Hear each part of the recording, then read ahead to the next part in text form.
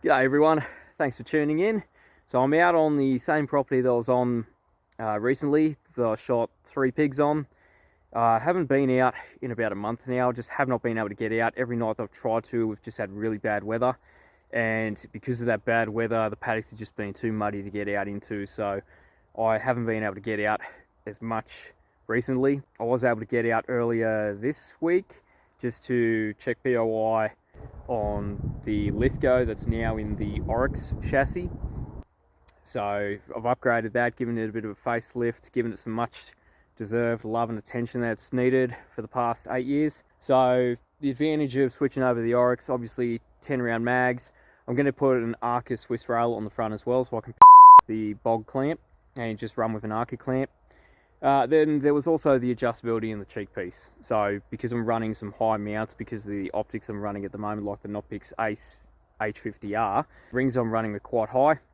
So having that adjustable cheek piece is a huge plus as well. So running that tonight, started off what I thought was really good. I thought I'd shot 2 foxes, one up in a tree. Turns out, as I watched the footage back, because I couldn't find the first body, I even climbed up into the tree to have a look and I could not find it. Turns out the second fox I shot was actually the fox that was in the tree. I didn't realise it jumped down. I was too focused on watching the one that I saw run off. And turns out that the one that I ended up shooting was the one that was in the tree. So got that one, immediately got another one as I was heading down towards the nearest gate. Got a third one over to check on fox 1. And I've just shot another fox now. We're going to be heading in that direction, going to look for some pigs. And hopefully there'll be some more foxes, but the landowner's been really getting ravaged in this one, well, in all the paddocks as far as I'm aware, by pigs. The neighbours have had issues with them as well. So the neighbours have been in contact with me and I have permission to hop the fence should I see any pigs on their property, because they want them gone as much as everyone else does. On that, it's actually great to hear that more and more people in my area are hearing about me, hearing about what I'm doing, and looking to get me involved. How do you say it? Calling upon my services to help remove feral pests in our local community. It's good to hear I'm doing a good thing. Anyway, I'm going to grab the rifle. We're going to go see if we can find fox number 4 on the pursuit of pigs.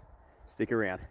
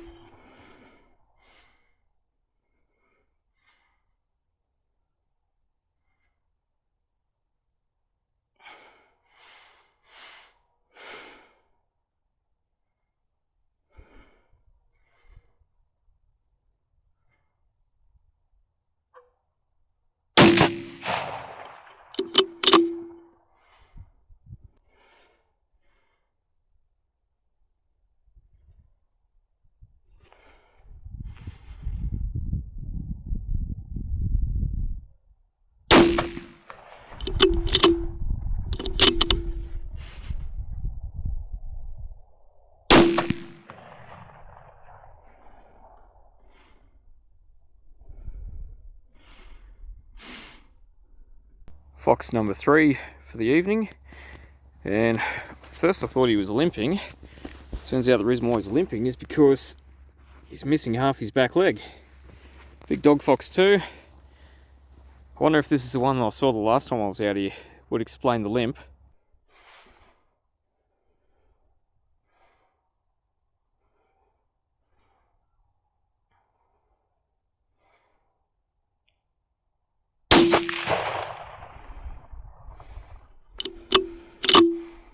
Right, I'm going to have to leave the red light on for this one. But here we've got fox 3, and fox number 1 there. So as it turns out, the fox I said before was number 3. Actually turned out to be number 2, as we just discovered. And fox number 1 I actually took a shot at twice. So he was the one that ran up the tree. He ran back down, and I didn't see him jump out of the tree, hence the confusion. So foxes 1 and 3 here. I've just shot fox number 4 over in that direction. I'm going to be heading that way just now to chase some pigs, hopefully. So we'll go have a look over there, see if we can't find him on the way over, and hopefully we can find some more pigs. Sorry, find some pigs and some more foxes.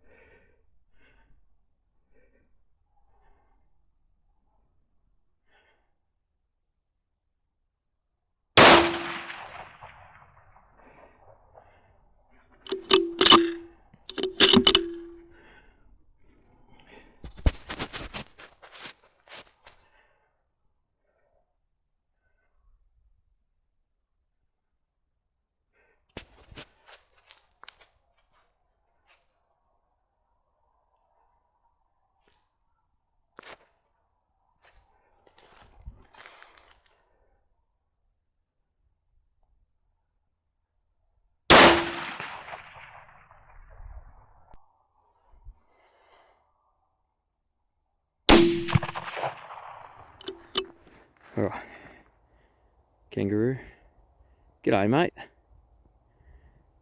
Anyway, so I've just had a look around for fox number 4.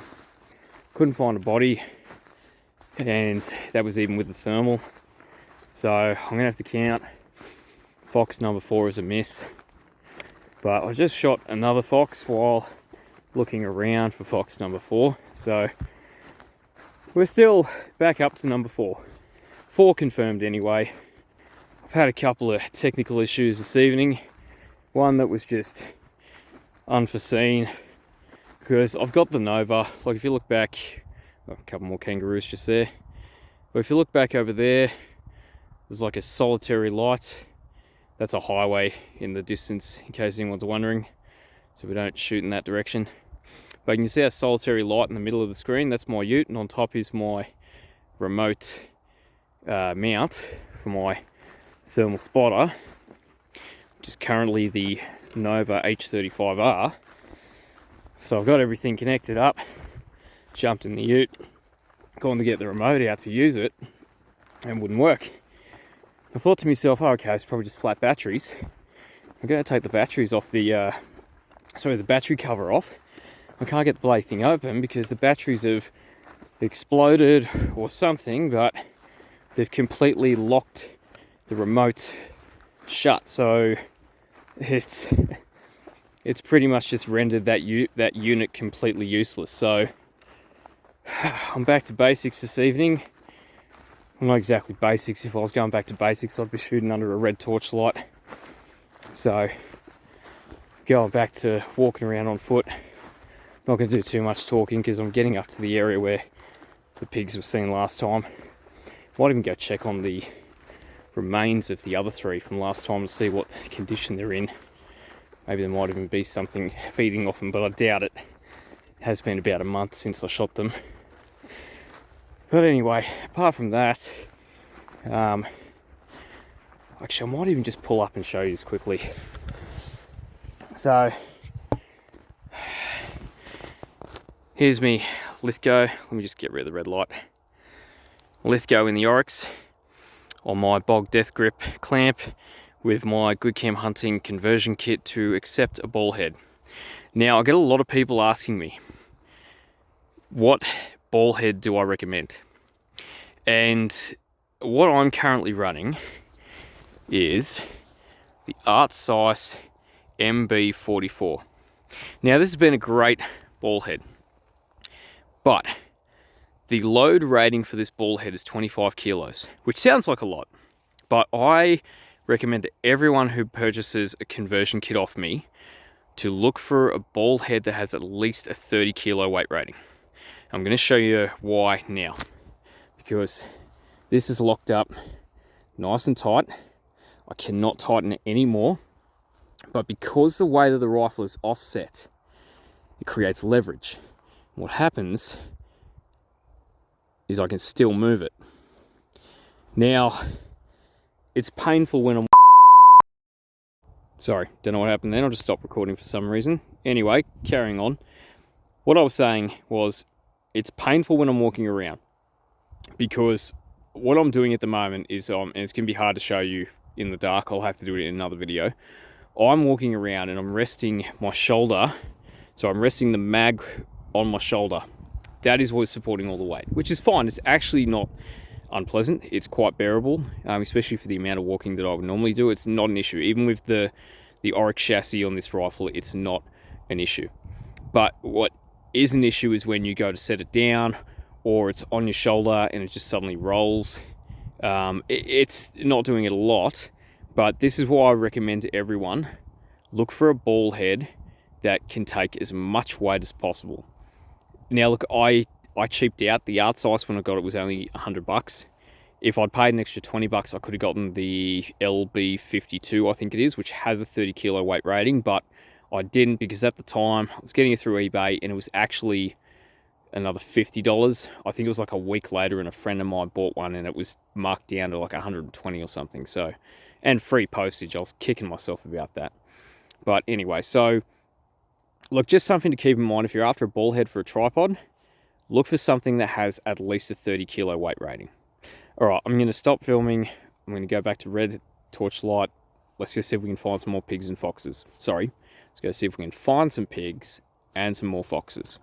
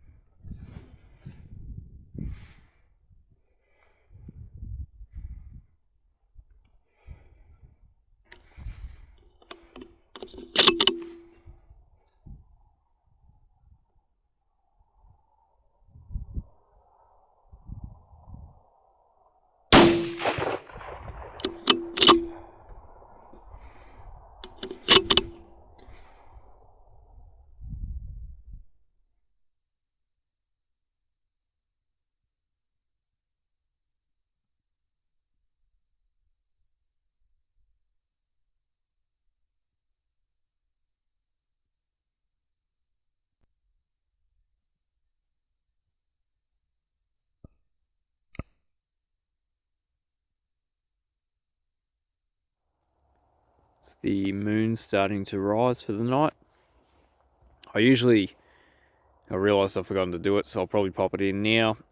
But I wanted to start including things like what the moon activity is like on the night I'm out, what the temperature is. It's meant to get down to -1 sometime overnight tonight, so it's very cold. It's very still. The wind was starting to pick up a little bit when I got out here, but it seems to have died down quite a bit.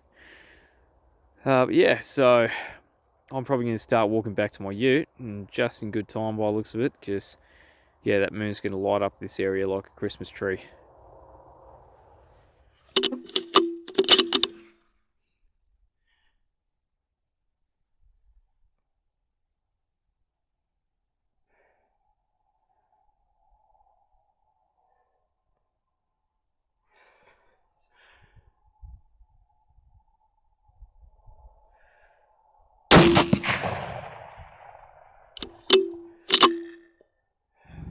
Wrapping up for the evening, everyone. I'm calling it. I'm cold, I'm tired, I want to go home. So rounded the night out with 7 foxes. Didn't see any pigs. I crossed over into the neighbour's property at one point. I could not see any, even in the distance up into the escarpment. You could see some sheep, couldn't see any pigs. There was a couple of heat signatures that could have been some lone boars maybe, but I don't know, just I didn't see any of them down the flats. What was I going to say? Plenty of kangaroos out. I'm going to have to maybe speak to the farmer and see if they want to look at getting some tags and having me come around and reduce the population a bit. There's just so many kangaroos in this area at the moment, and I know there's been sightings of them sort of moving further into town. But yeah, so I'll have a chat with them, see if maybe we can get some tags and just start to thin out the population a bit. Before I forget to, just want to say thank you to Nocpix for sponsoring the channel this year. If you're new and not aware, Nocpix has been sponsoring a lot of my content, supplying me with their devices so I can be using them in my videos. So hence why I have devices like the Quest H50R and the Ace H50R as well. Another special mention, I just want to say thank you to the team at Tough Gear Hunting in Queanbeyan. They've hooked me up with a new rifle. If you've been following me on Facebook, I've just got myself a new CZ457 synthetic varmint. It's currently going through a bit of a facelift at the moment, so be sure to keep an eye out for that. Something special for me, I guess. It's probably my first rifle build. I wouldn't really call what I've done with the Lithgow a rifle build, although what I'm doing here with the CZ is probably not really a build either, but it's the closest thing I'll get to a build anytime soon. So yeah, I just want to say thanks to the guys and gals at Tough Gear Hunting, and just say thanks for looking out for me and hooking me up. Alright, I'm wrapping it up now, everyone. Take care, keep an eye out for the next video. I'll see you then.